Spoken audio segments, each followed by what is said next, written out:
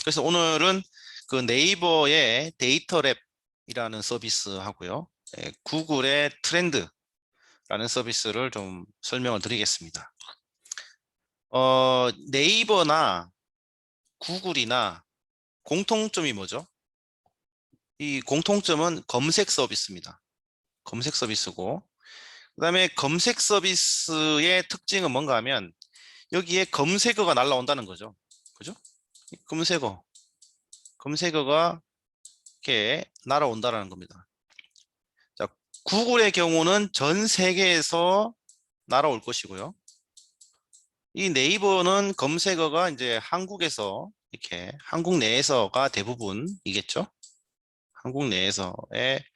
한국에서 이제 검색어가 쭉 날라옵니다. 근데 이 검색어는요, 특징이 있어요. 이 검색어는 우리가 검색어를 칠 때는 반드시 목적이 있습니다. 목적. 아무 이유 없이 이 검색어를 입력하지 않습니다. 이거는 목적이고 관심사라는 거예요. 관심사. 엄청나게 중요한 관심사라는 거죠. 관심사. 예, 관심사입니다, 이게. 그죠? 예, 엄청난 관심사거든요. 음. 그런데 재밌는 거는 이 한국에 있는 사람들의 관심사가 결국 네이버로 다 들어온다. 이렇게 이해해도 될까요? 예, 그렇게 이해해도 되겠죠? 전국에 사는 연령대, 전 연령대, 남성과 여성, 지역별, 뭐 직종 상관없이 모든 분야의 관심사가 네이버로 들어온다라고 이해하시면 되는 거죠. 자, 전 세계의 사람들이 찾고자 하는 관심사가 이 구글로 들어온다. 이렇게 이해해도 되겠죠. 그죠? 어. 자, 그러면 네이버는요, 지역별로 어떤 관심사가 이렇게 이슈가 되는지를 다 알 수 있고요. 구글은 전 세계 국가별로 분류별로 산업별로 어떠한 관심사가 지금 이슈인지를 실시간으로 파악해낼 수가 있습니다. 맞나요? 그러한 관심사, 이 사람들의 관심사 빅데이터를 제공해주는 서비스가 바로 이 네이버의 데이터랩하고 구글의 트렌드 서비스입니다. 자, 그러면 우리가 이 서비스를 한번 살펴볼 거예요. 한번 보시면 이게 참 대단한 서비스라는 것을 이제 확인하게 될 텐데요. 자, 그래서 이런 거예요. 사실은 이게 데이터랩인데 이거 설명은 뭐 영상을 통해서도 보실 수 있으니까 한번 웹사이트에 바로 들어가서 한번 보여드리겠습니다.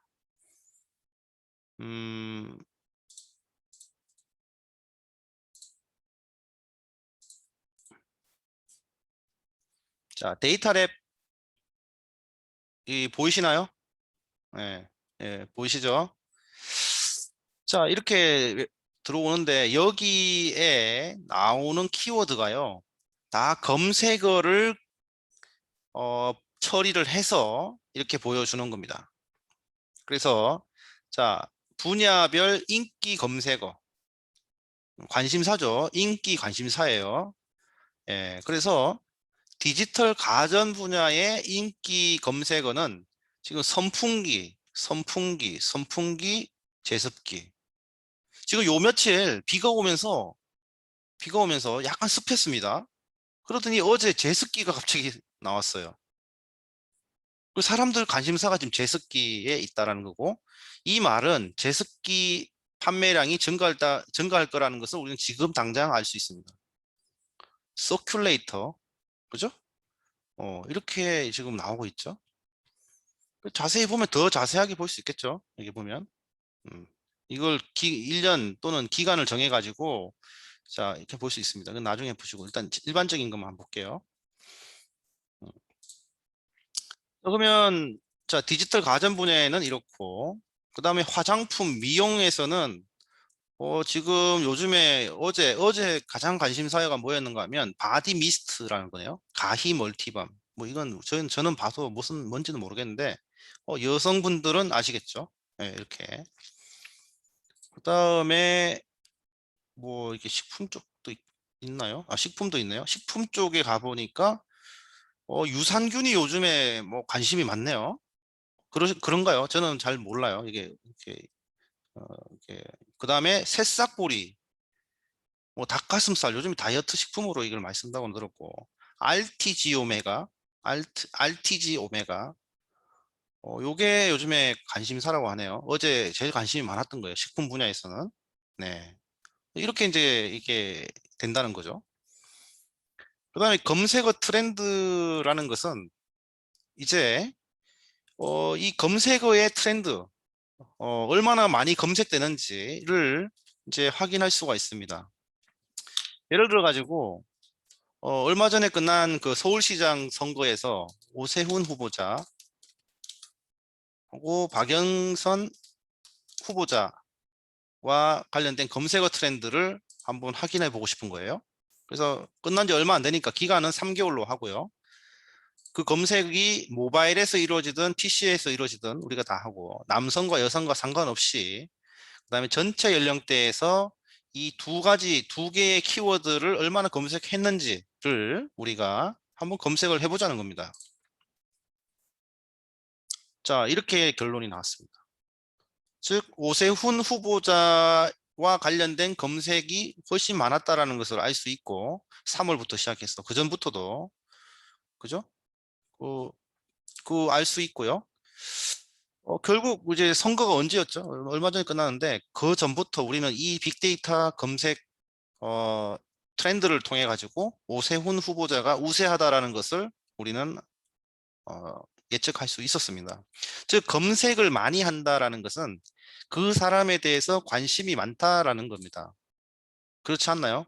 우리가 긍정적인, 나한테 우호적인 사람에 대해서 검색을 많이 하지 부정적인 사람에 대해서는 검색을 하지 않는 것을 여러분들은 아마 아실 겁니다. 물론 내가 10번을 내가 우호적인 사람을 10번을 검색하면 부정적인 사람도 한두 번은 할 수는 있겠죠. 하지만 어쨌든 퍼센트로 했을 때는 나한테 우호적인 사람을 검색하는 성향이 있다. 맞나요? 자, 그러면 이러한 데이터의 속성을 알고 이러한 관심소가 높다는 것은 이 사람이 될 확률이 높다는 것을 알고, 예를 들어서 오세훈 후보자의 테마주가 있었다. 그러면 이전에 벌써 사람들은 이 오세훈 후보자의 뭐 그런 관심 관련 주를 이게 사겠죠. 아무튼. 음. 자, 근데 이게 이제 이 서비스가 이러한 서비스가 왜 이슈가 됐냐? 예전에 도널드 트럼프가 첫 번째 초임 대통령이 됐을 때 여론에서는요, 이 도널드 트럼프가 안 된다고 이렇게 다들 예측을 했습니다. 하지만 구글은 도널드 트럼프가 될 거라고 예측을 했습니다. 어떻게요? 이러한 빅데이터 기반으로 했다는 겁니다. 예. 데이터는 근거가 있잖아요. 그냥 내가 좋다고 해서 그게 가 아니고 데이터를 근거로 이런 걸 보여준 거죠. 이렇게. 그 다음에 예를 들어서 인지도 같은 경우에, 예를 들어서 학교별로 인지도를 검색하면 됩니다. 학교. 또는 연예인. 그죠? 연예인. 예를 들어서 여기서 요즘에 뜨는 연예인 그 트로트 가수 중에 임영웅, 임영웅이라는 뭐 있고, 그다음에 태진아, 뭐 이런 오래된 가수, 좀 그 그다음에 뭐 송대관, 이렇게 이제 한번 이렇게 비교를 해볼까요? 이렇게 해서 1년간의 어떤 우리가 패턴을 검색을 해보면 또 그 연예인별로 이렇게 관심도가 이렇게 보여지게 됩니다. 이렇게 되죠. 임영웅 씨가 요즘 뜨는 연예인이니까 이렇게 이제 되겠죠. 근데 여기에서 성별로 조금 우리가 좀 구분을 조금 해보면, 남성만 가지고 남성에 대해서 우리가 해보면 또 다른 결과가 나오겠죠. 그죠? 이전에 봤던 결과가 또 다르죠. 이런 식으로 우리는 내가 관심을 가지는 분야의 특정 키워드들을 가지고 이 인기도, 관심도를 이렇게 비교할 수 있고, 이것을 가지고 어느 정도 의사결정을 할 수 있다는 겁니다. 이것도 다른 거 볼까요? 쇼핑 인사이트. 자, 그러면 검색어, 내가 물건을 사려고 할 때 검색을 하게 돼 있습니다. 그죠? 그 관심사거든요. 그럼 나는 여기 식품으로 이제 돼 있는데, 자, 제가 만약에 이제 김치를 사야 된다고 가정합시다. 요즘에 김치 사야 되는데 뭘 사야 되지? 옛날 우리 그 고민이잖아요. 뭐 쌀을 사야 되는데 어떤 쌀을 사야지 잘 샀다고 할까? 뭐 이런 게 있는데, 근데 사람들이 관심을 많이 가지는 제품을 구매하면 최소한 그 실패 확률이 떨어지겠죠? 그래서 봅시다. 식품에 나는 김치를 사야 된다. 근데 나는 김치 중에서도 포기김치를 좀 사려고 하고, 최근 한 3개월 동안, 어, 이 관심을 가진 김치가 뭘까? 전체 연령대에서.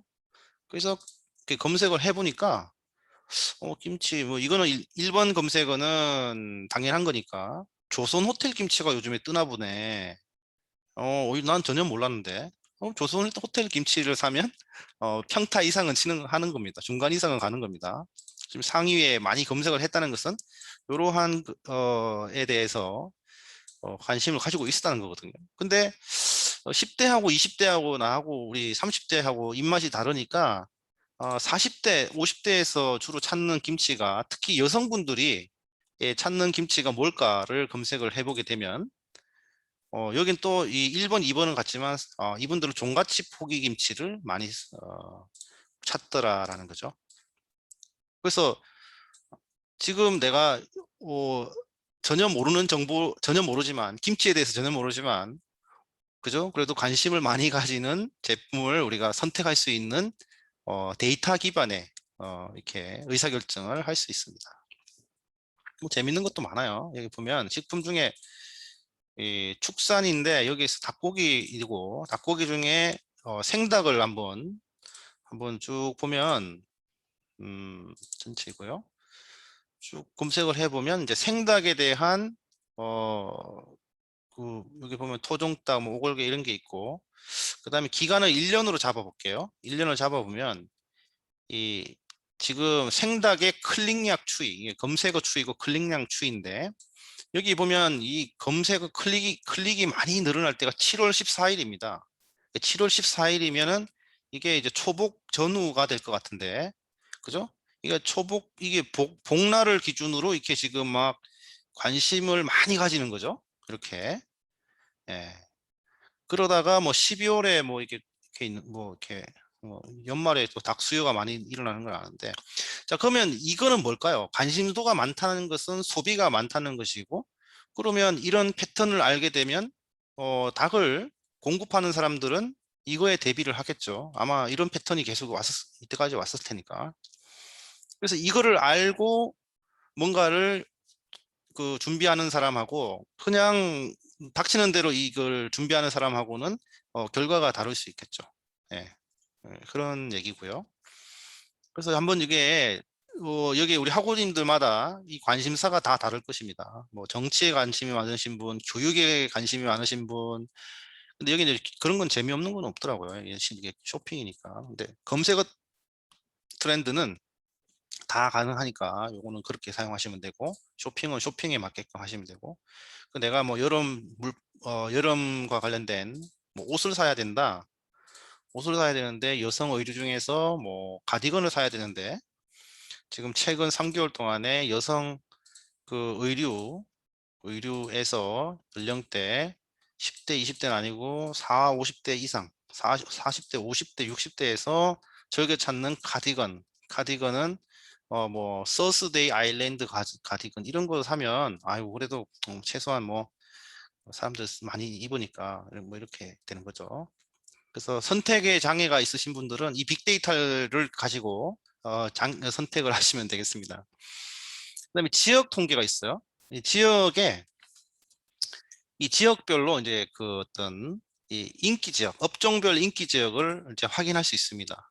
이거 보면 예를 들어 서울에서 제가 전혀 모르는 저는 서울 전혀 잘 모르거든요.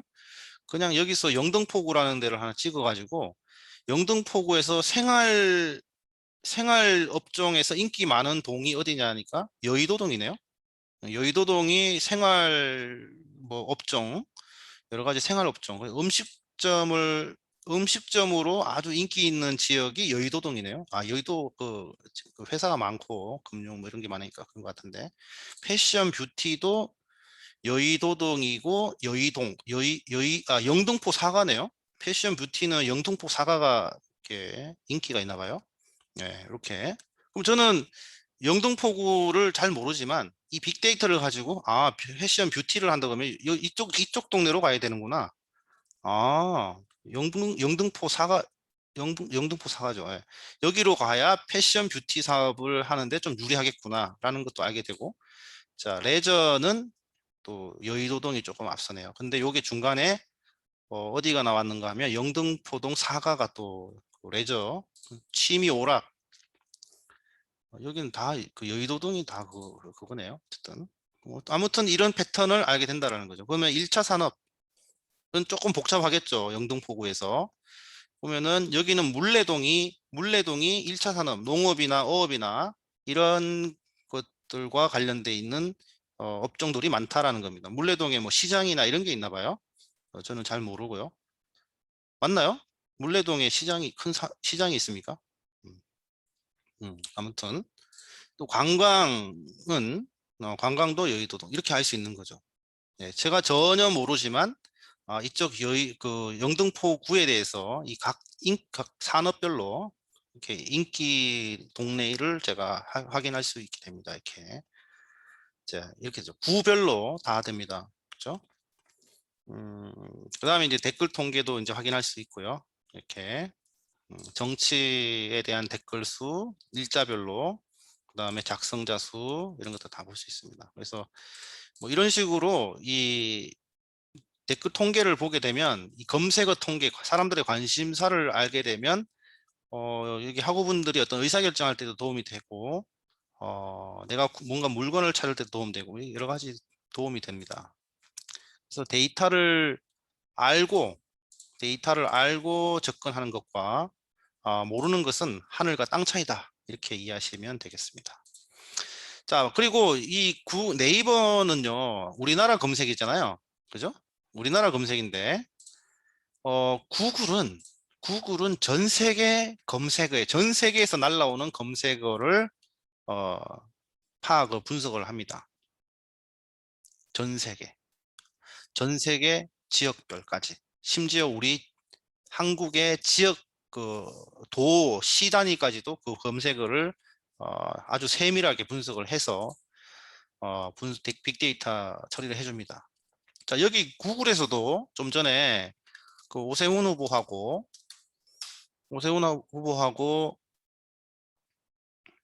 박영선 후보의 어떤 검색량을 한번 비교해 보겠습니다. 자, 이렇게 보니까 재밌네요. 여기는 박영선 후보가 초반에는 2021년 1월에는 박영선 후보가 상당히 그 검색량이 많았습니다. 2월까지 쭉 가다가 어느 시점인가 하면 3월 달부터 오세훈 후보의 검색량이 급증하기 시작합니다. 예. 자, 그러더니 검색량이 많다는 것은 관심도가 많다는 것이고, 결국은 선거를 기준으로 어쨌든 선거에서 이기게 되죠. 자, 검색량이 많다는 것은 관심도가 많다. 이거는 뭐 당연한 거예요. 그죠? 예. 그러면 이런 거하고 비교해서 우리가 만약에 그러면 요즘에 뭐 언론에서 많이 나오고 있는, 그러면 윤석열, 만약에 아직 후보자도 아니고 이제 윤석열 이렇게 해볼게요.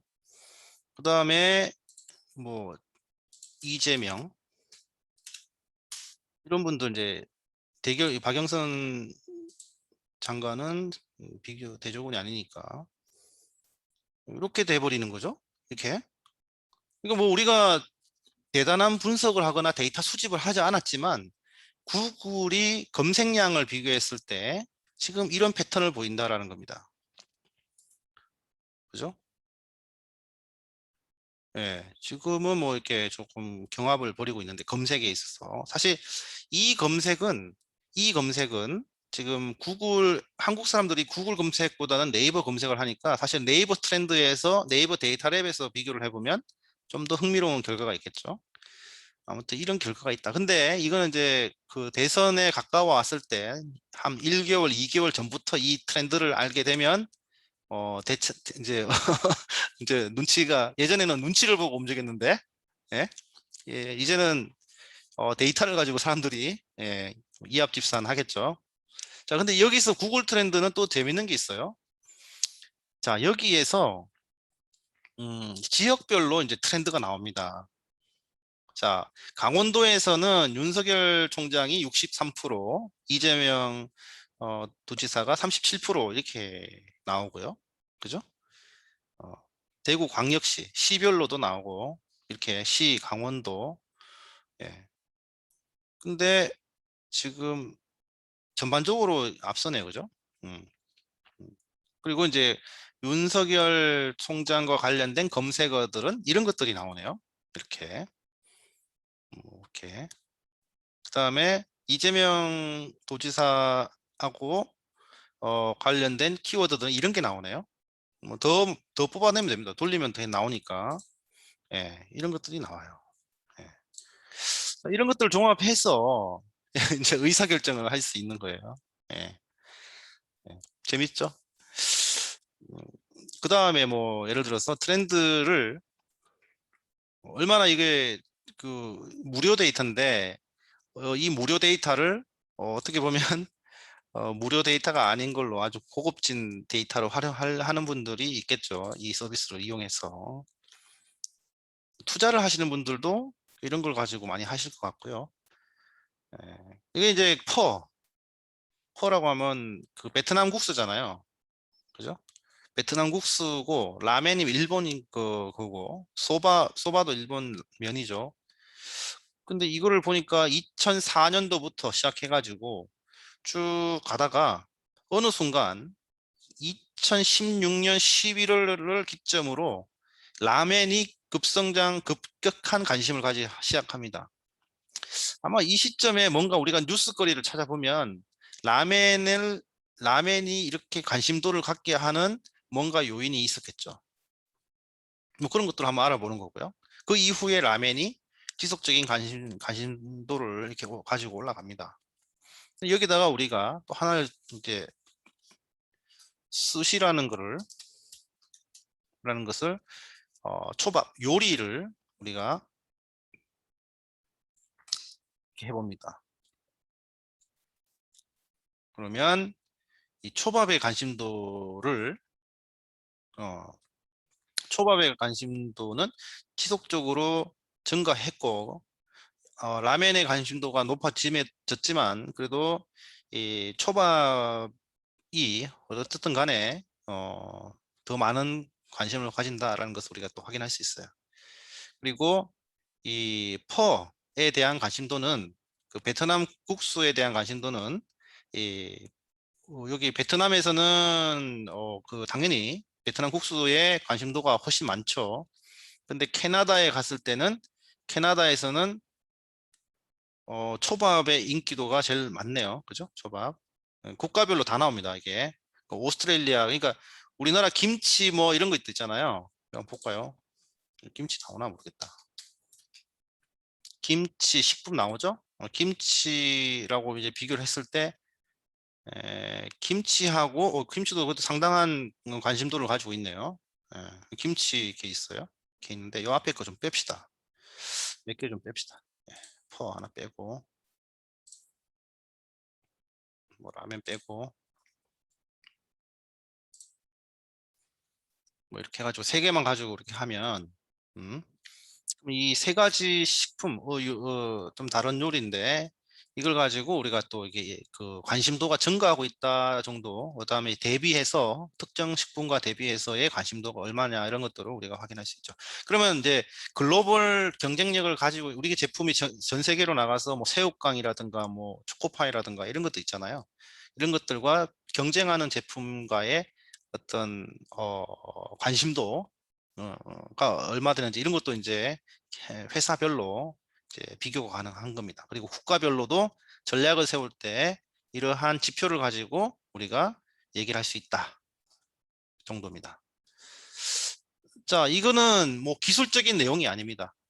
우리는 구글과 네이버가 만들어 기술 기반으로 만들어 놓은 이런 서비스들을 전 분야에 상관없이 활용할 수 있다라는 겁니다. 빅데이터가 얼마나 이제 유용한지 대략적으로 한번 좀 설명을 드렸습니다. 자, 혹시 질문 있습니까?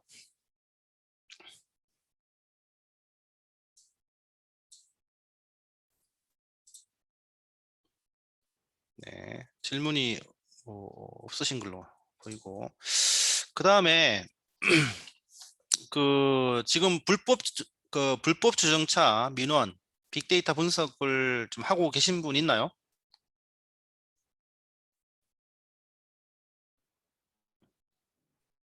다운로드만 했는데. 네? 지금 불법 주정차 민원 데이터 분석 혹시 하고 계신 분 계신가요? 다운로드만 해서 요약만 했는데요. 아, 아, 그냥 자료 요약. 자료 요약 좀 하셨어요?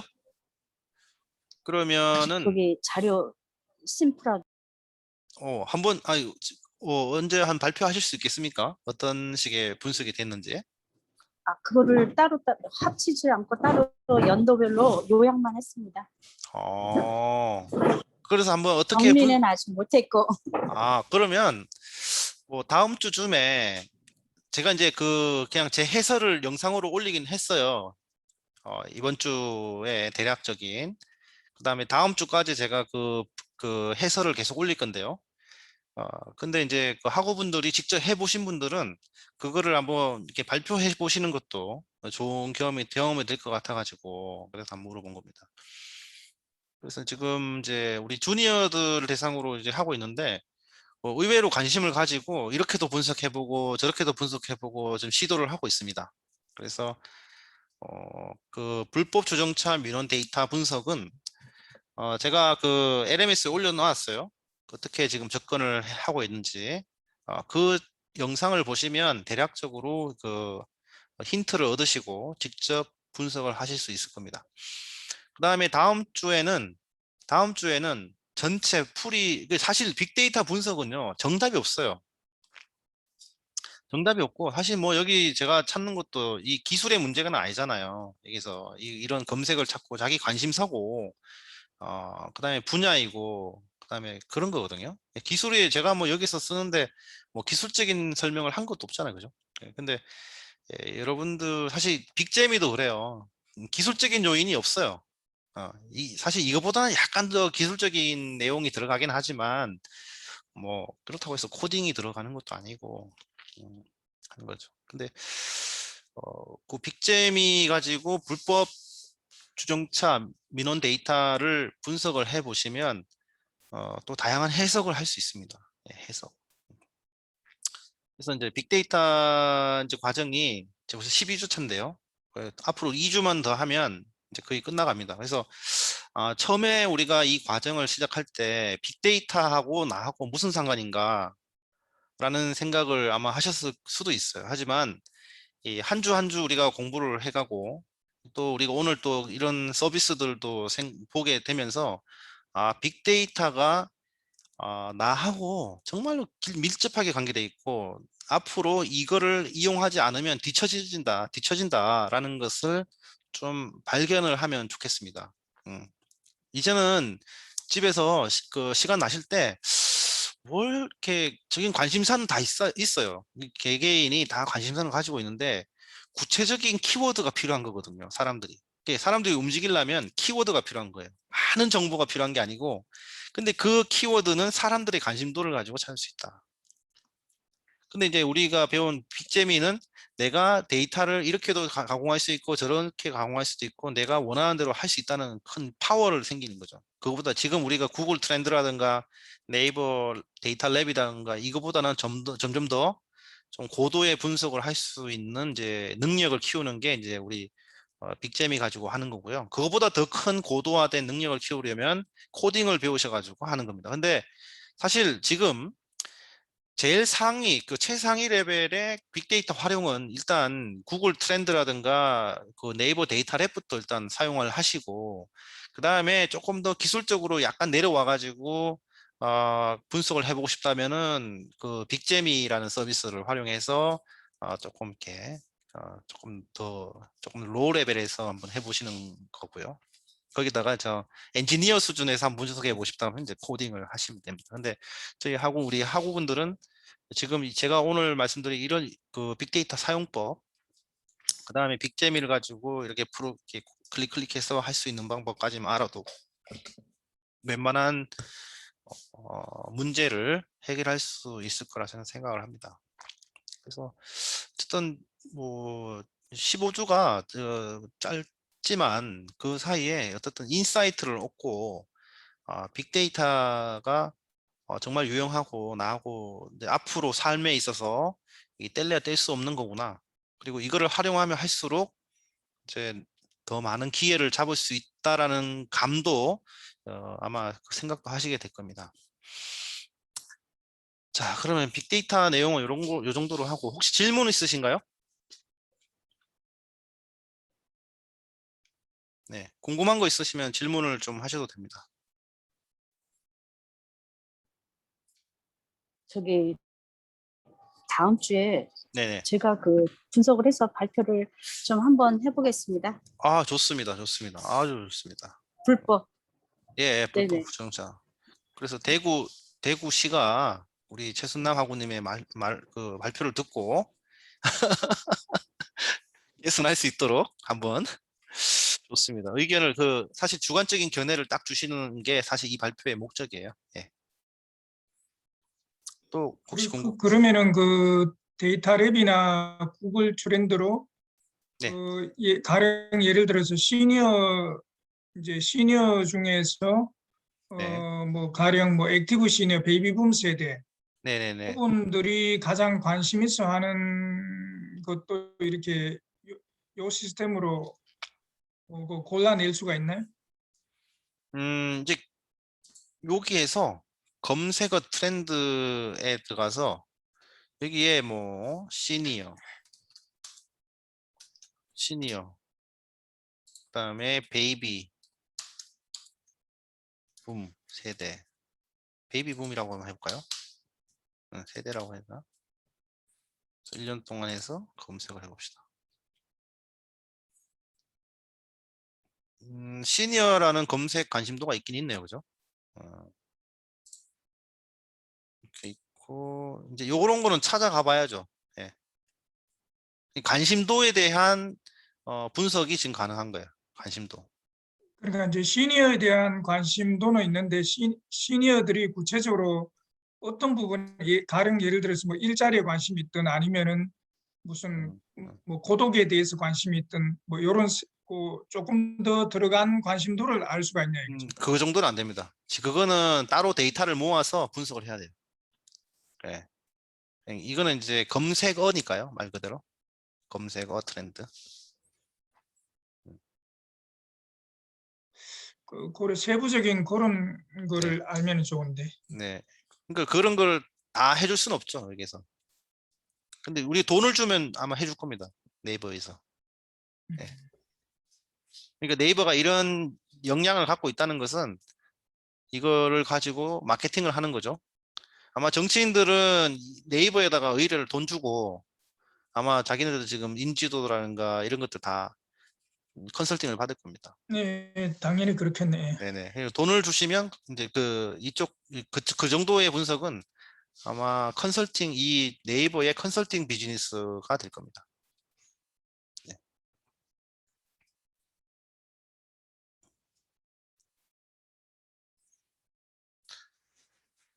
자, 그러면 또 그 다음으로 넘어가서 인공지능 쪽으로 좀 얘기를 할게요. 그 인공지능에서 지금 빼놓을 수 없는 회사가 구글입니다.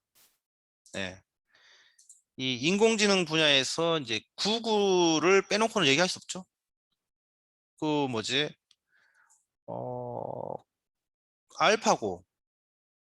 알파고도 구글 회사잖아요. 구글 자회사잖아요.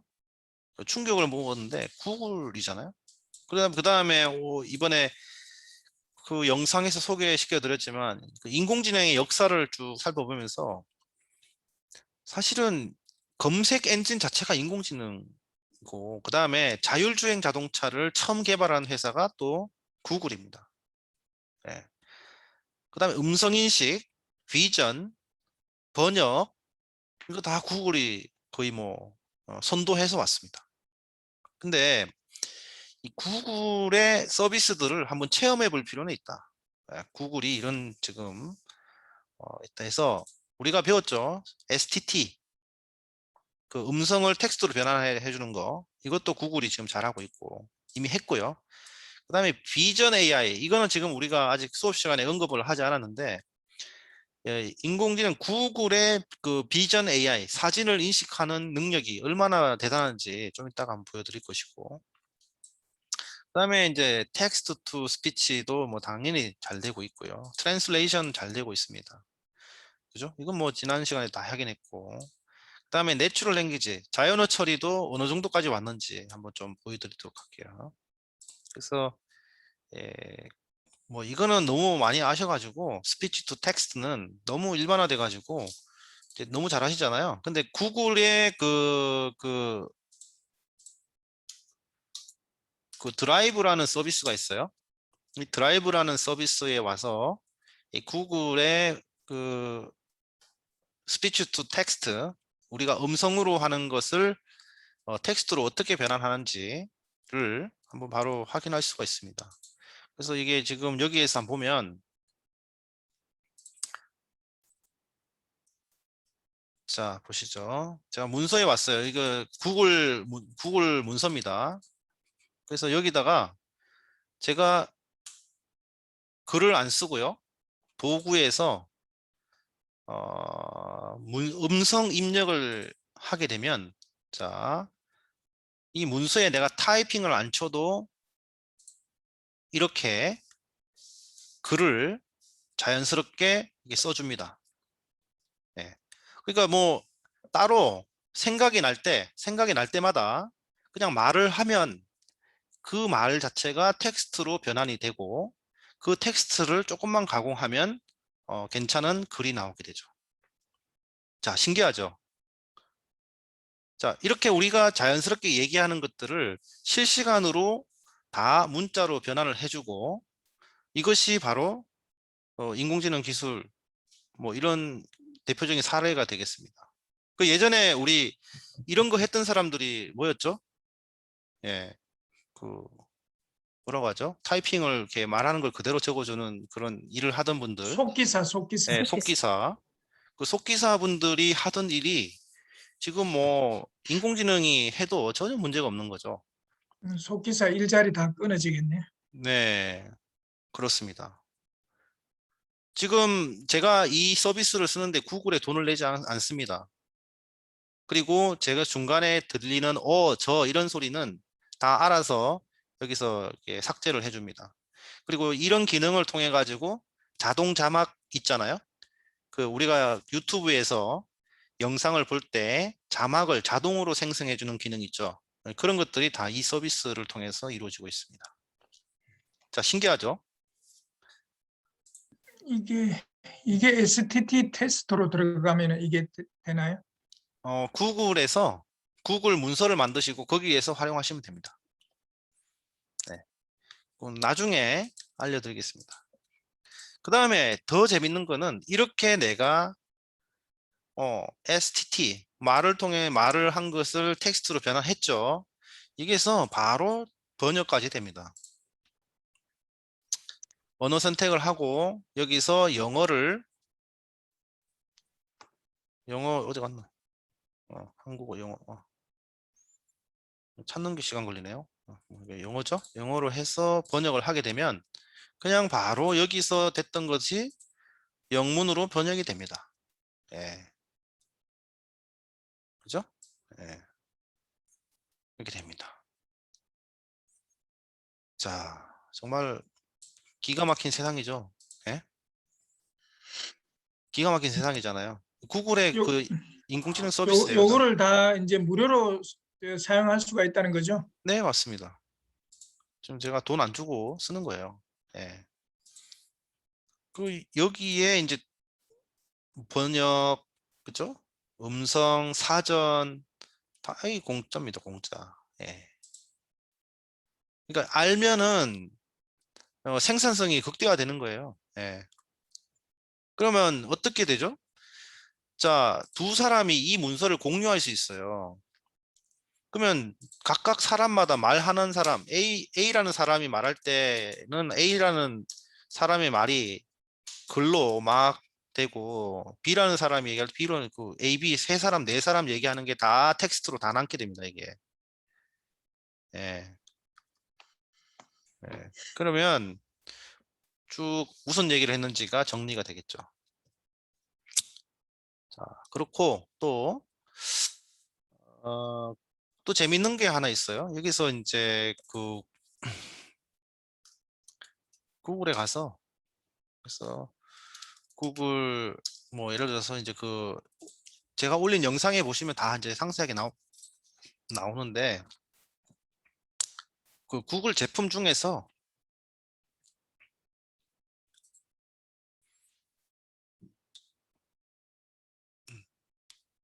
자, 이 제품 중에서 AI 및 머신 러닝에 가보시면, 자, 구글 클라우드 제품이라고 돼 있죠. 그 구글 클라우드 제품이라는 것은 뭔 말인가 하면, 내가 PC에 뭐를 설치하지 않고도 인터넷 브라우저로 이 서비스를 이용할 수 있다는 얘기예요. 그러면 이 제품군 중에 인공지능 및 머신러닝 제품 그 구성 요소를 내가 보고 싶으면 여기에 쭉 나옵니다. 그러면 여기에 뭐 STT도 있고 뭐 다양하게 있어요. 금방 나오죠? 스피치 투 텍스트 서비스도 있고, 텍스트 투 스피치 서비스도 있고, 뭐 트랜슬레이션 서비스도 있고, 내추럴 랭귀지도 있고, 다양하죠. 예, 있습니다. 이것은 근데 요 중에 하나 비전 AI를 하나 쭉 해볼게요. 자, 이거는 뭔가 하면, 그러니까 이미지를 올리면 이미지를 인공지능이 다 해석을 해버립니다. 무슨 말인가 하면, 지금 감이 오시려나? 한번 보시면 알 겁니다. 자, 제가 요 이미지를 하나 올릴게요. 이렇게. 요 지금 도마뱀이거든요. 지금 보이시죠? 도마뱀. 사람이 보면 이게 도마뱀인 건 알아요. 지금 인공지능이 구글의 인공지능이 이 이미지를 해독하고 있습니다. 해석하고 있어요. 그 결과를 한번 보시죠. 오늘 인터넷이 왜 이렇게 느린?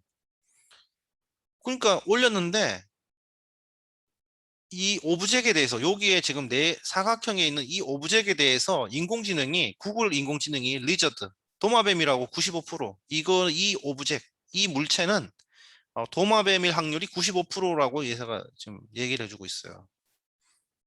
예. 근데 나중에 되면 이 종까지 나옵니다. 종.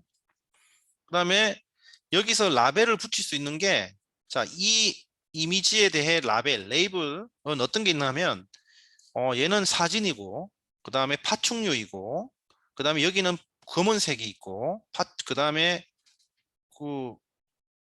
그죠? 도마뱀이 있고, 그 다음에 스케일드 랩탈, 이거 뭐 스케일드 랩탈인데 파충류인데 이런 종류가 있나 봐요. 이런 파충류일 확률이 86%이고, 후드가 있고요. 월 리자드, 그 벽에 붙어 사는 도마뱀, 뭐 이런 것들을 인공지능이 붙여준 겁니다. 이 이미지 안에 이런 것들이 있을 확률이다. 꼬리가 있고, 이건 꼬리일 확률이 76%고. 자, 사람한테 이 사진을 줬을 때 몇 개의 레이블을 우리가 만들어낼 수 있을까요? 예, 쉽지 않습니다. 그죠? 쉽지 않습니다. 그 다음에 하우스 개코 지금 나왔습니다. 지금 이 개코라는 종입니다. 속입니다. 속. 개코, 하우스 개코 하고 얘는 유사하다라고 나오고, 와일드 라이프 개코, 엠피비아, 뭐 개코, 뭐 이런 지금 단어가 인공지능이 알아서 추출해내는 겁니다. 예. 이건 뭐지? 알파라베? 예. 이건 모르겠습니다. 하고, 그다음에 속성, 이 이미지 안에 컬러까지 다 도출해냅니다.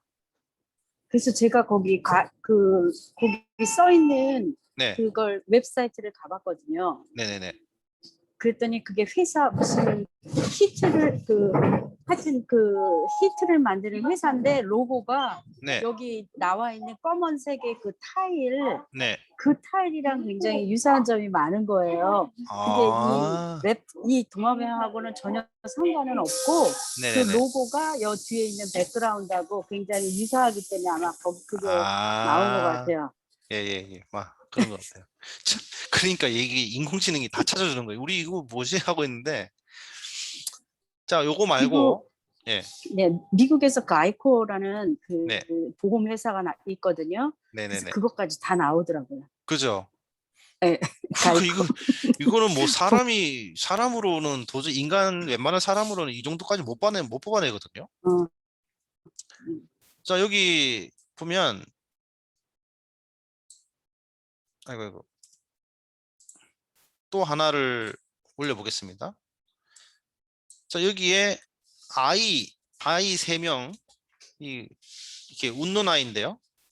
근데 이 3명을 이렇게 사람 사진이 들어있는 사진을 올리니까 바로 페이스라고 인식을 해버립니다. 이 사진은 얼굴이 있구나. 근데 지금 페이스 1, 지금 얼굴을 1명, 2명, 페이스 2, 페이스 3, 3명의 얼굴을 따로따로 이렇게 판별을 하고 첫 번째 페이스 1이 이 아이네요. 이 아이의 표정이 즐겁다, 매우 즐거운 것 같다 라고 이렇게 표시를 해줍니다. 감정을 인식을 해냅니다. 두 번째 아이도 매우 즐거운 것 같다. 세 번째 아이도 매우 즐거운 것 같다. 웃고 있죠? 이렇게. 그 점을 통해서 감정을 인식을 해냅니다. 자, 여기에 있는 오브젝은 사람 3명의 오브젝이 있고, 그 다음에 옷이라는 오브젝이 있습니다. 맞죠? 예. 더 자세하게 들어갈 수도 있어요. 여기서는. 자, 오브젝이 있고, 근데 레이블에서 엄청 이제 들어갑니다. 얼굴이라는 레이블이 있고, 웃고 있죠? 스킨 있죠? 머리, 손, 팔, 그죠? 그 다음에 뒤에 배경이 그린이죠? 그 다음에 얼굴 표정이 있어요. 자연에 있는 사람들입니다. 자연과 행복, 아이리스가 왜지? 여기 뒤에 어디 숨어 있나 모르겠네요. 우리 눈으로 안 보이는 뭔가 있을 수도 있어요. 제스처, 핑거, 뭐, 엄지, 그죠? 손가락, 이런 식의 어떤 레이블, 티셔츠, 아이라는 것을 알아냈죠. 뷰티, 뭐, 스냅샷, 이벤트, 이렇게 되어 있습니다. 근데 요 상단의 거는 상당히 정확도가 높은데 밑에 거는 좀 애매한 것들이 있습니다. 그죠? 예. 베케이션인지 아닌지는 모르니까. 예. 근데 맞는 거 아니에요? 아무튼. 그다음 로고를 보니까 뉴캐슬 퍼머넌트 빌딩 소사이어티 뭐 이런 게 나오는데 여기에 이 로고를 가지고 판별을 해놓은 것 같은데요. 그다음에 텍스트, 지금 좀 전에 여기 사람의 눈으로 안 보이던 텍스트를 인공지능이 찾아냈습니다. 우리 시각적으로 좀 전에 여기 있나 없나 이게 눈으로 잘 안 보여요. 근데 바로 찾아냈습니다. 그죠? 이렇게 각각의 텍스트가 뭐가 있는지, 그 다음에 속성이 또 이미지 컬러 구성을 다 찾아내고요.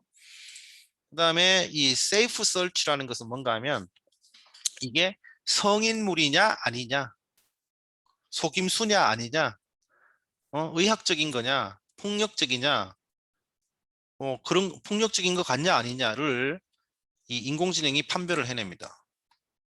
이건 뭐죠? 최순남하고는 이건 뭐예요? 레시? 저도 이거 아직 어, 확인 안 해봤는데 어떤 거예요? 레이시, RACY. 뭐 인종적인 거, 이게 어. 레이셜하게 뭐가 예, 있느냐, 예, 인종 뭐 예, 차별적인 뭐 예, 그런 게 있느냐 이런 거네요. 예. 그러니까 이게 인공지능이 윤리적인 관점에서 이런 것들을 판별을 해내는 겁니다. 이해되시나요? 지금 인공지능이 이 가짜를 만들어내기도 하고 하지만 인공지능이 이렇게 불법적인 것도 이렇게 찾아내기도 합니다. 이렇게 판별을 해내요. 조금 뭐 하나만 더 하시죠. 이런 것들이 있고요. 그 다음에 이제 이러한 이미지, 이거는 앙코르와트거든요. 올리면 바로 그냥 앙코르와트 인식을 해버립니다. 얘를. 랜드마크래요. 얘는 첫 번째가. 제일 중요한 게 랜드마크래요. 거기까지 지도, 위치까지 알아냅니다. 예. 사진을 인식해서 이 건물이 위치하는 전 세계상의 위치를 딱 지역을 바로 송곳같이 잡아냅니다. 이렇게. 예, 앙코르와트. 이렇게 잡아내죠. 그 다음에 빌딩이죠. 여기서 고치성에 여기 이 사진에서 발견되는 레이블이 구름, 스카이, 워터, 플랜트, 내추럴, 자연환경, 트리, 템플, 레이크 다 잡아내는 겁니다. 인공지능이 찾아내는 겁니다. 그 다음에 이 이미지 안에 있는 칼라 구성이 어떻다라는 거.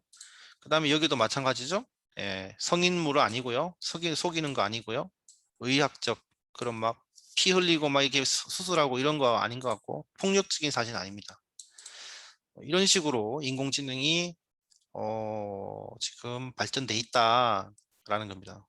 이게 구글이 이런 걸 다 이제 이미 학습을 다 해가지고 가지고 있는 거죠.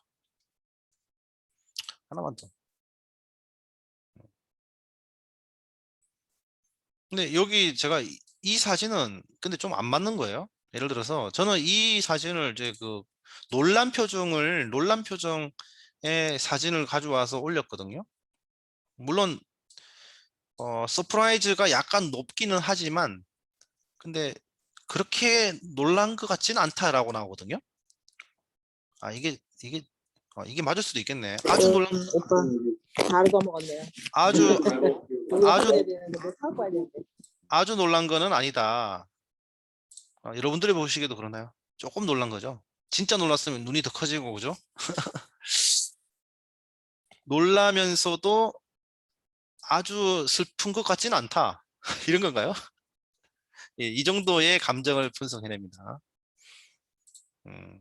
그 사람이고 이렇게 이제 얼굴이 여기 뭐 높은 얼굴이 크게 잡혀 있으니까는 뭐 코 뭐 이렇게 치, 스킨, 립 이쪽으로 이제 막 다 된 거네요. 찾아내는 거예요.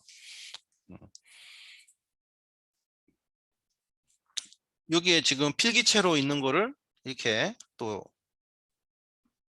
무시 뭐 이렇게 돼 있는데 이걸 또 인식을 해내고요. 칼라고 이것도 뭐 큰 문제는 없습니다. 네. 자, 인공지능 이렇게 돼 있습니다. 이렇게 이 기능을 우리가 다 쓸 수 있다라는 거죠.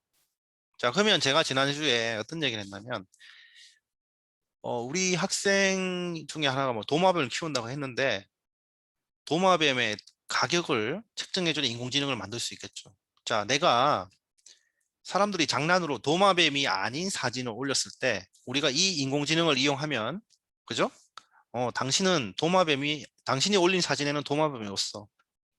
사진 제대로 올려주세요 라고 메시지를 던져줄 수 있겠죠? 그럼 그 사람 깜짝 놀랄 거예요. 어떻게 내 사진에 도마뱀이 있는지 없는지 어떻게 아냐. 그죠? 인공지능이죠. 근데 이 정도 기술이 발전했다라는 것은 어떤 걸 우리가 또 생각할 수 있냐면요. 자, 동영상은 뭐죠? 동영상은 사진의 집합이죠. 맞나요? 자, 그러면 인공지능이 그 동영상을 스캔을 샥 해가면서 동영상에 대한 설명을 붙여줄 수가 있습니다. 이해되십니까? 무슨 말씀이지? 정황을 설명할 수 있고 설명을 해주는 인공지능이 나오게 돼요. 지금 현재 나오는 캐릭터의 뭐 성격은 뭐 기분이 어떻다, 뭐 정황 지금 어디에 갔다. 인공지능이 그 영상을 가지고 설명을 해줍니다. 그죠? 그리고 폭력성이 있다 그러면 아예 가려줍니다. 인공지능이 해줄 수 있겠죠. 왜냐하면 여보세요. 세이프 서치에서 어덜트 성인물이라든가 바이올런스를 감지를 해내잖아요. 그러면 그런 것들을 감지해가지고 뭐 블루어 처리를 한다거나 아니면 컷을 날려버린다거나 이렇게 할 수 있겠죠. 그죠? 기술적으로 됐잖아요. 벌써 이미 제가 이거를 보여드리는 거는 그런 인사이트를 가지시라는 겁니다. 그 다음에 지금 인공지능이 이 정도 왔다는 얘기는 지금 어떤 얘기가 있는가 하면 우리가 딥 리얼 AI에서 지난번에 말씀드렸던 가상의 인물을 만들어낸다고 했어요. 근데 인공지능이 그 가상인지 아닌지를 찾아냅니다. 이게 가짜인지 아닌지를 감지해냅니다. 예. 그래가지고 그런 서비스가 이미 나왔어요. 이미 나왔고 이제 여러분들이 뭔가 뭔가 문제가 생겼을 때 이제 그 사이트에 가서 자기 영상을 올리면 이게 자기가 찾은 영상을 올리면 이것이 가짜인지 진짜인지를 이제 감지를 해줍니다. 네, 해줍니다. 내가 웹사이트를 어디 올려놨는데 까먹었네요. 잠깐만요. 메모로 해놨는데 여기 있네요. 봅시다. 디텍트 딥 페이크.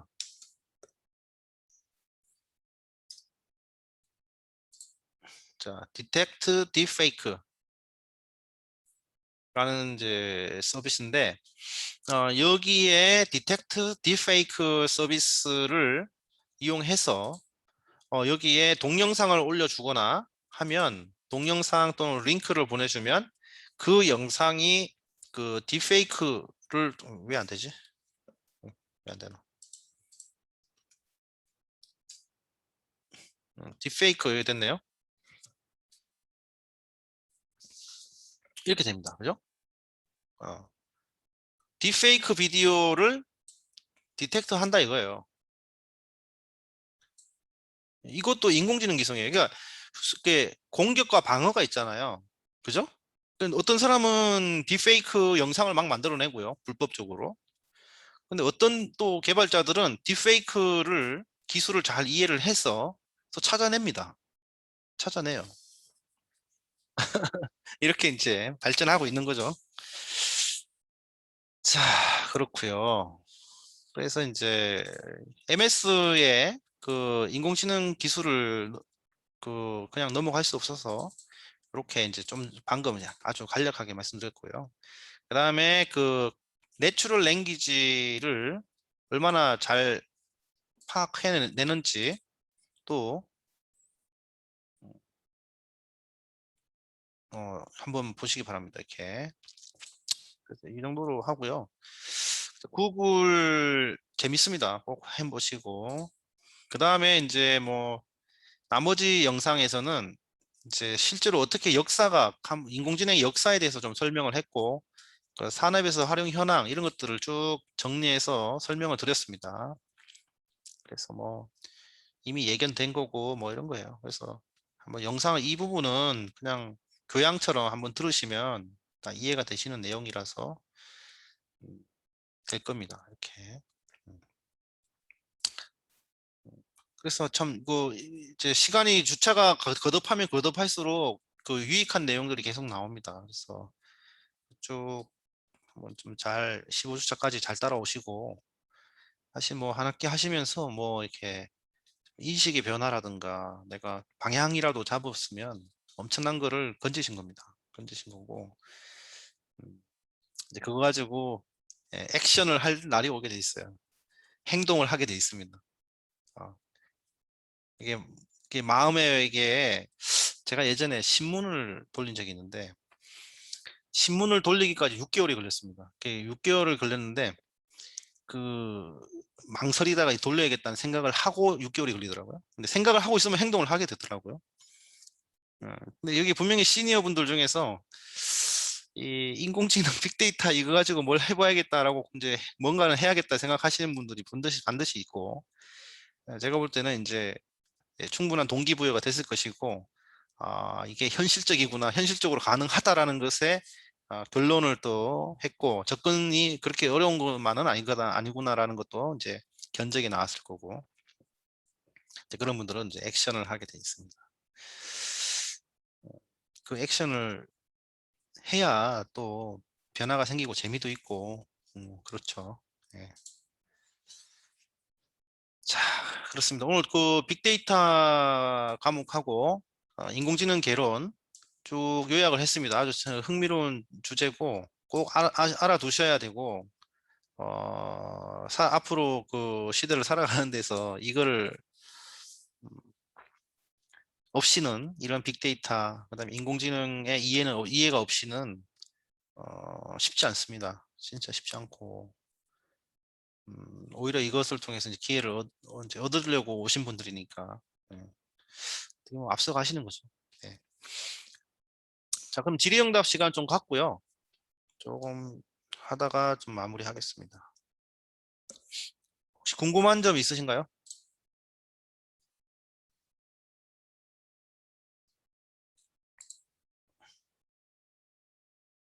오늘 그 뭐 구글 트렌드라든가 네이버 데이터 랩이라든가 인공지능 구글의 인공지능 뭐 이런 거라든가 교수님, 네, 네, 제가 얼굴을 화면을 못 켜서 죄송하고요. 네네, 네네. 혹시 이제 만약에 네, 가족의 가족의 네, 언어 패턴이나 네, 그다음에 가족의 상호작용 패턴을 네. 이렇게 AI가 학습할 수 있도록 하는 방법이 있을까요? 그거 할 수는 있을 것 같은데요. 아, 네. 네, 할 수는 있고 왜냐하면 지금 네. 이루다라는 거 있잖아요. 네. 이루다가 어떻게 보면은 학습을 시킨 인공지능이거든요. 언어를 학습시킨 인공지능이잖아요. 네. 네. 그렇다는 얘기는 우리 일반인들의 그 언어도 학습을 시킬 수 있겠죠, 당연히. 네. 예, 그렇게 해서 이제 가족이 상호작용하는 거를 이렇게 학습을 시키고 나서 네네네네, 그러면 이제 이론적인 기반으로 가족 치료의 이론적인 기반을 얘가 알고 있는 상태에서 어떤 네네네, 역기능적인 상호작용을 하고 있는 가족이 있다면 네네네, 이제 어떤 한 사람이 역기능적인 이제 상호작용을 말을 잘못했다거나 이런 것에 대해서는 뭐 다른 피드백을 주는데 네, 만약에 평소에 안 하던 잘하는 행동이나 잘하는 언어를 썼으면 막 네. 칭찬해주는 그런 피드백을 해줌으로써 가족의 역동을 변화시킬 수 있는 그렇게 오, 프로그램을 만들 수 있지 않을까 하는 고민이 있거든요. 오, 기발한 아이디어네요. 그러니까 대화를 다 녹음을 시켜가지고 거기서 네네. 이 관계를 깨게 만드는 대화를 찾아내고 네네. 관계를 좋게 하는 표현을 또 거집어내 가지고 이제 네. 요 부분은 교정을 시켜주는 거죠. 네네네. 네, 교정. 그게 이제 가족 치료 이론의 이제 기반을 먼저 심어놓고 그것이 네네네네. 만약에 역기능적인 뭐 체계가 잘못돼 네. 있으니까 체계를 잡겠다 아니면은 의사소통 방법이 잘못됐다 이거를 잡아주겠다 이런 어떤 거를 심어놓고 그렇게 해서 가족 안에 이제 그런 머신러닝을 심어둬서 그거를 프로그램화 시켜서 가족 안에 그걸 깔아주고 가족 네. 스스로가 이거를 기능적으로 상호소통을 바꿔가는 그런 네네네. 프로그램이 가능하지 않을까요? 네. 아유, 진짜 좋은 아이디어입니다. 아, 그래. 네. 그게 왜냐하면 그래 돼버리면 진짜 그 대화만 잘 녹음을 하고 이렇게 하게 되면 여러 가족들이 도움을 받을 수 있겠네요. 여러 힘들어하는 가족. 네. 이제 대화에서 한 걸음 더 나가서 네, 네. 눈짓이나 어떤 아, 몸의 언어 이런 것까지 해서 만약에 동영상까지 가능하다 그러면 더 디테일하게. 그건 이게 어려울까요? 지금 네네. 이제 그게 지금 인공지능에서 지금 그 챌린징한 부분 중에 하나가 그런 감정을 인지해내는 거예요. 네. 근데 이제 그걸 목소리하고 연결돼서 하는 사람이 있고 눈빛하고 연결져서 그걸 찾아내는 사람이 있고 그리고 좀 전에 제가 보여드렸는데 그 사진만 가지고 이제 일단 표정만 가지고 감정을 이제 해냈잖아요. 네. 뭐 그런 식으로 또 접근하는 사람도 있고 한데 근데 지금 말씀하신 것들이 될 것 같아요. 아, 네. 대단하시네. 그런 아이디어를 혹시 그 도메인에 계시니까 그런 아이디어가 나오시는 것 같아요. 예. 네. 네. 감사합니다. 어, 네. 생각을 하고 계시면 또 그런 기술이 나왔을 네. 때 제가 또 알려드리면 한번 써보시죠 하고 한번 도전해 보시는. 네, 사실은 네, 그런 감사합니다. 문제를 푸는 사람은 그 도메인이 있는 사람들이에요. 기술자가 아니에요. 네. 그 네, 네. 도메인에 있는 분들이 그 기회를 얻어가지 엔지니어들은 그거 맨날 알려줘도 그거 모르거든요. 그런 걸. 아, 그 분야를 모르니까요. 네, 교수님. 감사합니다. 네네네. 네. 좋은 강의 들었고요. 저도 인공지능 개론에 이렇게 참가하면서 상당히 우리가 불가능하다고 생각했던 그런 부분이 인공지능이 가미되면서 모든 게 이제 가능한 걸로 이렇게 발견되니까 상당히 놀라운데요. 네네네. 문제는 처음에 이제 몇 가지만 이래 할 때는 도전해봐야 되겠다 하고 그걸 이용하려고 하다가 네. 지금 상태는 워낙 이게 막 쏟아지니까 이걸 따라가는 것보다 오히려 협업적으로 뭔가 방법을 찾는 게 의미가 있지 않을까. 그래서 음. 제가 사실 관심 있는 거는 그 멘토 AI 개발이거든요. 네네네네. 그래서 청소년들이 사실은 이제 멘토를 만나러 나오면은 그 친구는 사실 멘토링이 필요 없는 친구인데 진짜 필요한 친구들은 멘토를 만나러 오는 걸 굉장히 꺼려해요. 그렇다면 AI를 통해서 뭔가 이렇게 오락 게임적인 어떤 그런 걸 가미시켜서 좀 이렇게 접근할 수 있도록 길을 여는 것.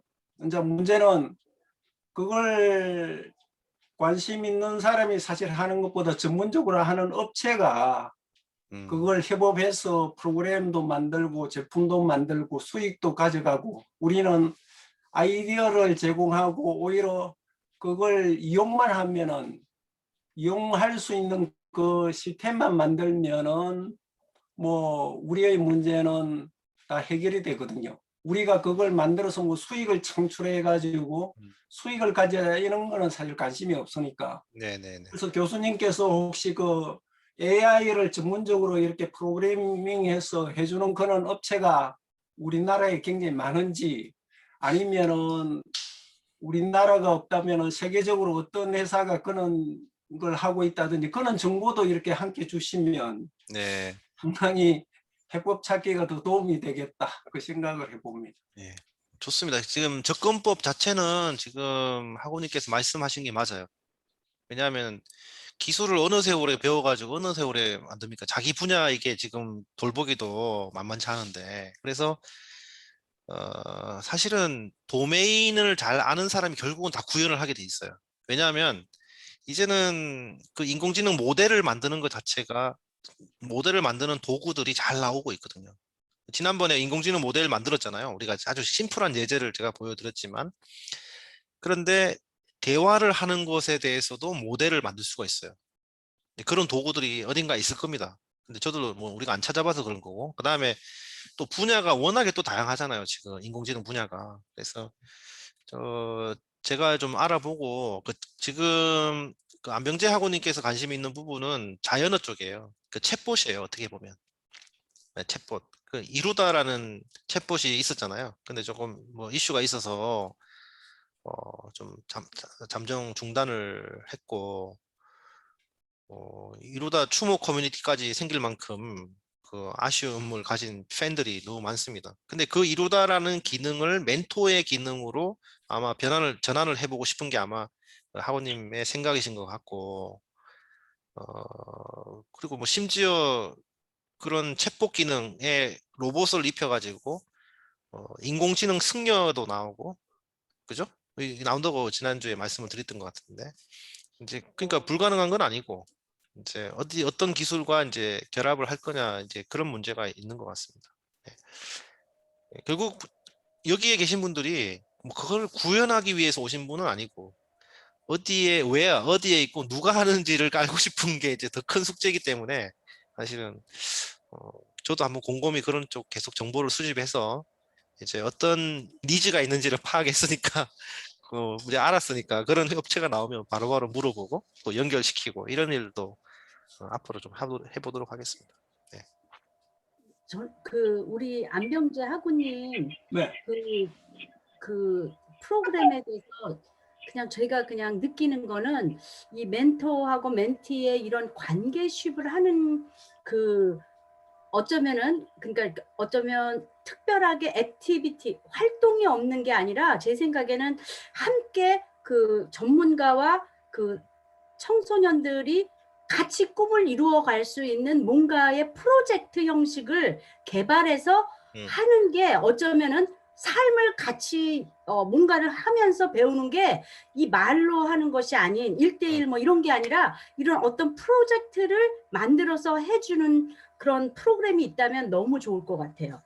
그리고 그 아이들의 관심 같은 거를 뽑아낼 수도 있고 또 그런 것들을 어떤 특별한 기술을 증진시킬 수 있는 그 하나의 뭐 캠핑 같은 액티비티는 모든 그 프로젝트식의 그런 전문가와 학생들을 연결시켜서 그 속에서 관계를 형성하고 롤 모델을 만들어내는 게 훨씬 좋지. 이런 그러니까 인공지능을 우리가 그 먼저가 아니라 항상 우리가 도구를 배우면 그 도구를 먼저 생각하는데 실은 목적을 먼저 생각하고 이 도구가 거기에 맞는지 안 맞는지를 생각하는 게 되게 중요한 것 같아요. 네, 맞습니다. 좋은 말씀이고 제가 이제 어떻게든 협회를 이렇게 하기 위해서 여러 사람 의견을 들어보면 그 대한민국의 이제 청소년들 그러니까 멘토를 찾고 싶은데 못 찾겠다는 거죠. 멘토가 나를 악용할지 진짜 선한 영향력을 가지고 도와줄 뿐이지 그걸 모르겠다. 또 TV에 예를 들어서 이제 유명한 사람 김재동 이래 하면 그 사람이 전화를 받지도 않고 뭐 만나주지도 않고 또 만나면 비용을 요구하고 뭐 이런 것 때문에 사실 그건 좀 어렵다. 그래서 청소년을 만나면 훌륭한 멘토들이 필요하다고 이야기하고 또 제가 최고 지도자들을 이렇게 만나면 다들 좋은 뜻으로 멘토링을 하고 싶대요. 좋은 그 멘티가 있으면 돕고 싶다. 비용은 관계없이 시간도 낼 수 있다 하는데 문제는 지금 말씀하신 대로 이쪽에 필요한 사람하고 이쪽에 필요한 사람하고 연결고리 이게 사실 쉽지 않아요. 그걸 이제 하려면 예산도 있어야 되고 뭐 사람도 필요하고 프로그램도 필요하고 장소도 필요하고 그래서 저희가 이제 하는 건 그 멘토 교육협회에서는 연결하는 거는 또 많은 그 기관이나 전문 단체들이 있으니까 거기서 해라. 그래서 우리는 그 어떻게든 이 두 문제를 해결하기 위해서 교육적으로 이제 접근한다 해가지고 사실 접근하고 있거든요. 그래서 답은 협업이다, 협업. 우리가 이것저것 다 할 수는 없고, 그래서 잘하는 쪽은 우리가 뭔가 협업해서 그쪽에서 그 일을 하도록 하고, 또 그쪽에서 필요한 거는 우리가 공급하고, 또 청소년이나 이 학교는 또 다른 문제가 있더라고요. 왜냐하면 우리가 좋은 프로그램이나 아이디어를 갖고 접근한다고 해서 받아들이는 게 아니고 그쪽은 다른 학교에서 해봤느냐, 3년 동안 결과가 있느냐 그걸 많이 따져요. 그러다 보니까 이게 항상 이론하고 현실하고는 항상 갭이 있어서 그걸 어떻게 우리가 줄이냐 하는 게 사실은 가장 중요한 관건인 것 같아요. 네. 하여튼 좋은 말씀 감사드리고요. 그게 지금 네. 하신 말씀이 맞아요. 그 최순남 하고님 그 네. 목적을 가지고 해야 되는데 목적을 갖고 이제 목적을 달성하기 위해서 이런 기술을 배워서 도입을 하는 게 맞아요. 순서적으로 맞고. 이제 그래서 이 학교에서 어떻게 하는가 하면 1학년 때는 그냥 이렇게 기술도 공유하고 하고 싶은 게 뭔지 주제도 찾고 막 이렇게 섞어서 가요. 근데 2학년 때 우리가 캡스톤 디자인이라는 과목이 있어요. 1학기 때 1, 2학기 연속으로 가는데 그거는 시작부터 프로젝트예요. 그래서 1학년 때 인공지능이 이런 건지 알고 이렇게 활용할 수도 있고 이런 이제 기술적인 뭐 요소들도 배우고 실은 테스트도 해보고 그러면서 이제 각각이 가진 이제 주제에 대해서 같이 고민을 해보고 이렇게 하다가 2학년 때 이제 캡스톤 디자인 교과목에 들어가면 그때부터는 프로젝트 설계부터 들어갑니다. 주제를 목적을 정하고 이거를 어떻게 구현해 갈지 화면도 그려보고 지금 그 UI 시간에 하고 있죠. 그다음에 이제 기술이 필요하면 개발하는 분 도움을 받아서 개발도 하게 되고 이제 그래서 그게 지금 당장은 힘든 부분이 있죠. 이제 입학해서 뭐 한 달, 2달 배웠는데 그래서 그거는 그 방향성에 대해서는 동감을 하고 그거를 염두에 두고 준비를 하고 있습니다. 예. 주제를 가지고 프로젝트를 하고 그 결과물을 가지고 포트폴리오로 삼고 이제 나갈 수 있도록 그렇게 준비를 하고 있습니다. 교수님 하나만 더 질문 드리고 싶은데요. 네네. 뭐 지금까지 강의해 주신 거는 굉장히 도움이 되는데 앞으로가 더 궁금합니다. 그래서 어떤 프로그램을 또 소개할지 그게 궁금한데 혹시 딥러닝이라든지 메타버스라든지 이런 것도 혹시 나중에 뭐 우리 이 과목 속에 내용이 있는지 딥러닝은 다음 학기에 다음 학기 한 학기 내내 딥러닝을 합니다. 딥러닝. 딥러닝 구현은 아니고요, 활용입니다. 요즘 메타버스도 굉장히 막 화두가 되는 것 같은데. 그 메타버스는요, 가상현실이에요. 지금 가상현실. 메타버스라고 해서 뭐 엄청나게 다를 것 같지만 사실은 요즘에 나오는 메타버스의 개념은 가상현실인데 가상현실에서 일어나는 것들이 현실과 연결되는 개념이죠. 그래서 사실 기술은 가상현실 기술이라 이해하시면 돼요. 그 멀티미디어 콘텐츠 제작에서 가상현실 있죠. 그죠? 가상현실을 만들잖아요. 가상현실 같으면은 이종훈 교수 쪽인데 혹시 네. 그쪽에서 언급이 되는지. 메타버스도 연결을 시킬 수 있습니다. 지금 뭐 사실 메타버스를 하는 회사는 다 가상현실 회사예요, 대부분. 네. 알겠습니다. 네네네. 그리고 오늘 설명해 주신 네.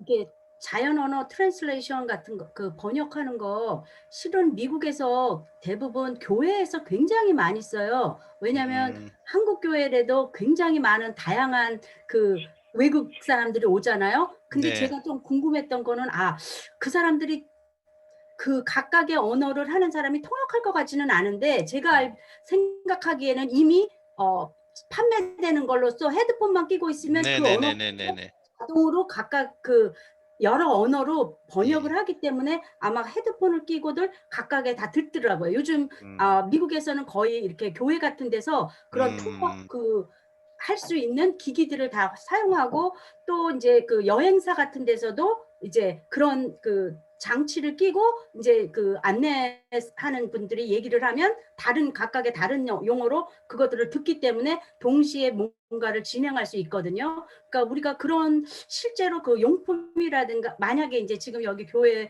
또 하시는 분들도 계시고 아니면 여러 다양한 인종 그 분들을 만약에 상대로 서비스를 하고 싶으면 그런 이미 나와 있는 상용화된 것들을 우리가 찾아보는 것도 굉장히 도움이 되실 것 같습니다. 맞습니다. 자, 세상 뭐 이렇게 어쨌든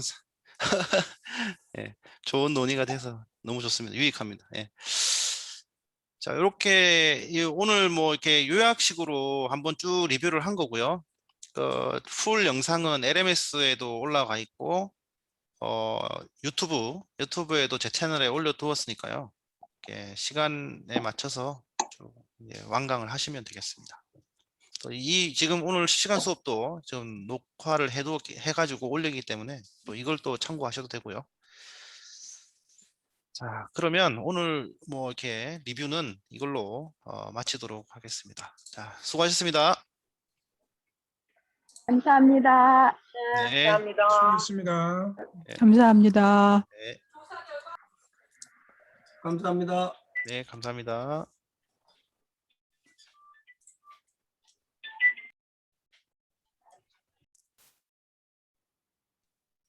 수고하셨습니다. 네, 들어가세요.